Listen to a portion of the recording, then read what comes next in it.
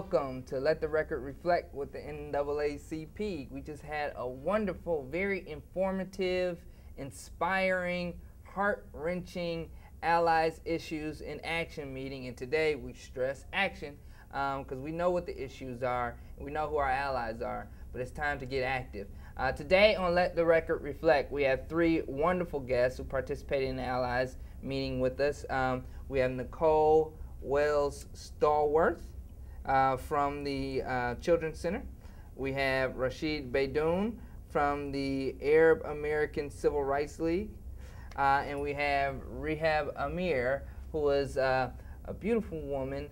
Actually, let's start with you, Ms. Amer. Could you just tell us just a real small snippet of what we talked about in the Allies meeting, what happened 25 years ago, and then just fast forward to what's going on with you today. Okay. 25 years ago, I had a tragic incident of one of my twin sons, Samir, had slipped and fall in a bathtub. I had three children. Two of my children were taken away basically because of my son's an accidental death. He had bone disease, kept the information from us. I was charged with second-degree murder. I was acquitted, and then I had a fourth child after that. My daughter was taken at 1 day old from the hospital without a court order. Then the state says they're not going to give me my kids back unless I admit I killed my son. I refused, and our wives were terminated. My children spoke only English, only Arabic, who were denied to speak them in the only language they knew how. My children were abused in foster care, and then with all we went through, and our wives were terminated basically because I did not admit that I killed my son. 17 years later, I had to exhume my son's body to set my children free because they were brainwashed to believe that God loved them to be taken away because they were born into a Muslim family. Right. And then the law had passed, the Amer Bill 4118. Governor Granholm right. signed it into law on right. December the 10th, 14th actually, 2010. Right, and now we're working on action, of course, to get a federal law passed, thanks to John Conyers, Congressman John Conyers, the Dean of African American Politics, who introduced legislation to improve placement decisions. Could you explain that, Rashid, please? Yes, with the success of the Amer bill here in Michigan, again, Rehab and Ahmed Amer, who have fought for so many years to get some type of provision and to fix the problem that we have with the child welfare system, they decided to not just stop in Michigan, but to take it to the whole United States, right? That's right. And so they decided to work with their Congressman John Conyers, the Dean of the Congressional Black Caucus, and successfully introduced a bill on June 26th. And right now we're asking for support. Absolutely. Write to their congressman, write to their congresswoman, and ensure that this bill doesn't just sit, but it passes. Now, give me the bill number again. 6021, HR 6021. House Resolution 6021. Look it up by Congressman John Conyers, and this is important in a number of different levels. Child foster care programs, and make sure that we place children in the right placements, the right households with the right families, and this is something that the Children's Center does. Am I right, Ms. Stallworth? Yes, BJ. Thank you, Mr. Williams. The Children's Center does provide foster care services where we recruit families that are willing to open up their homes to children in need who have been removed from their homes due to abuse or neglect. And we take great care in making sure that the families that we recruit are the right family to fit the needs of the child and that family. The ultimate goal at the Children's Center is essentially to ensure that the family is reunited, the child is reunited with their family. We look at foster care as a temporary fix to a crisis situation. Once that crisis is resolved, that child should be placed in the home. We believe that children flourish best with their parents, and we like to work with the families to ensure that whatever crisis was going on in the home during the time of the removal is resolved and that the children are placed in a loving home temporarily until that crisis is resolved. This is Let the Record Reflect. We just finished talking about our children, our most prized possession, on a number of different levels. I have three great guests with me, Miss Nicole Stallworth, Rashid Beydoun, and Miss Rehab Amer, who are talking about their situations, personal or their workplace. And we're having a great conversation, very inspiring, heart-wrenching, and very educational. Come right back. This is Let the Record Reflect. I'm Al Williams. Thank you. You're watching Let the Record Reflect with the Detroit branch NAACP, celebrating 100 years of civil rights and social justice advocacy. Welcome back. This is Let the Record Reflect. I'm Al Williams. I have three great guests with me, Rehab Amer, Rashid Beydoun, and Nicole Stallworth. Three great friends of mine who we've talked in great detail about bringing changes to making sure that the quality of life for our children is better going forward. I believe if you don't do something for our children's children, then your life was for nothing. You need to be looking toward the future. And so today, we're talking about children's services, we're talking about personal situations, and what I want to talk about right now is the Children's Center. Could you just tell us a little bit more about the services overall? We provide behavioral health services to children and families. Mm-hmm. We specialize in therapeutic behavioral health services. Mm-hmm. We also license foster care homes, which I talked about a little bit earlier. Right. We license foster care homes so that children who have been removed from their homes due to abuse or neglect can actually provide a loving we can provide them with a loving environment temporarily as the crisis situation is resolved in their home, and then they can be returned back to their homes. Oh man. We provide behavioral health services to children who find themselves experiencing some sort of behavioral health issue.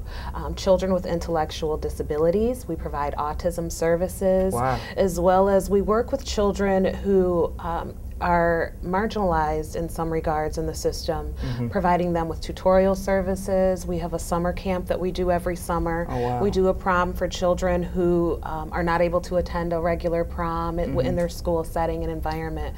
So we try to provide them with the kind of loving and nurturing environment to ensure that they can increase in their self-confidence. They can increase in their self-awareness and understand who they are. And we really want to try to support these children and their families in ensuring that they have the resources available to become successful in society. Oh, that's beautiful. That sounds like education and empowerment. You can't go wrong with that. And I know that the Arab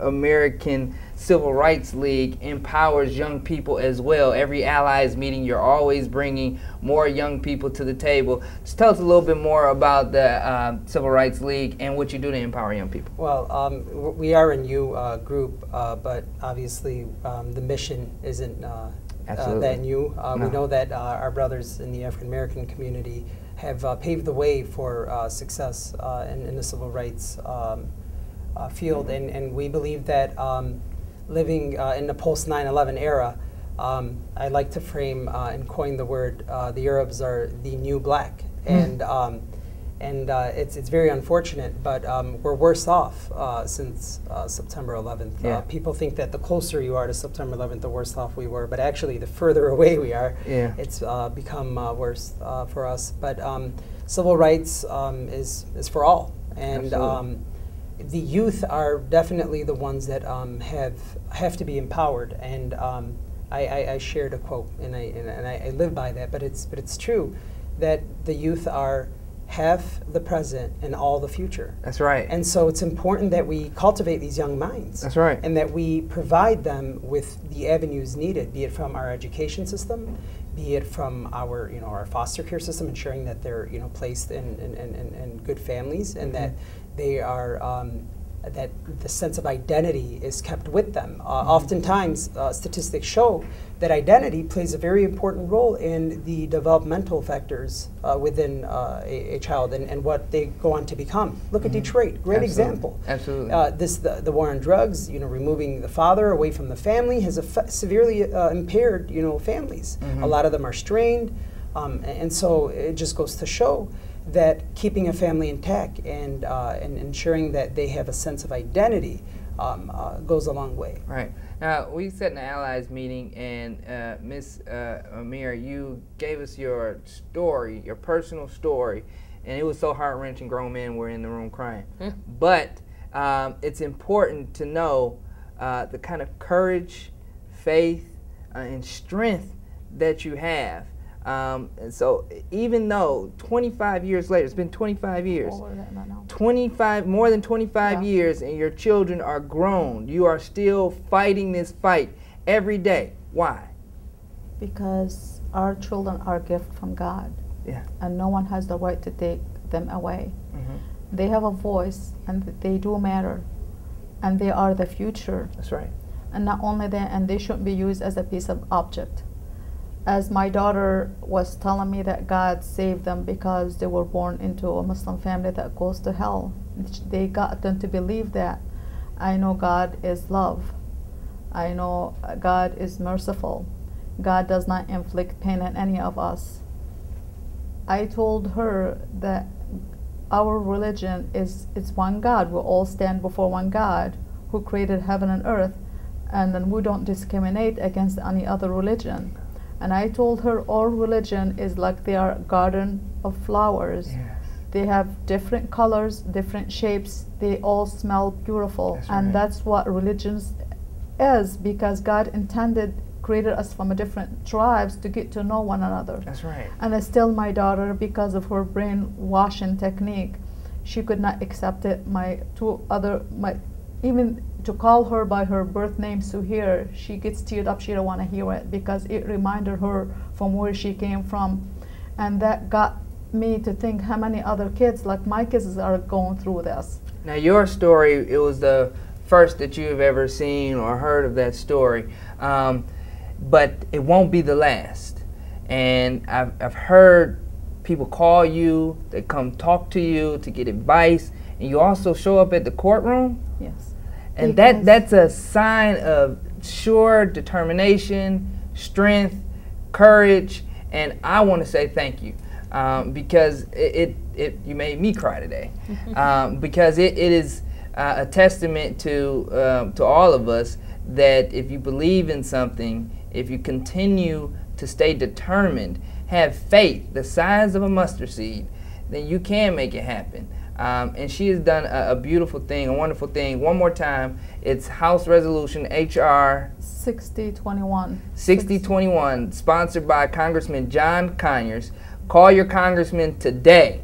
Tell them to pass this law. Read it. It has to do with, it's Conyers, he introduced a legislation to improve the placement in child foster care home, which is very, very, very important, but also very simple. This is Let It Reflect.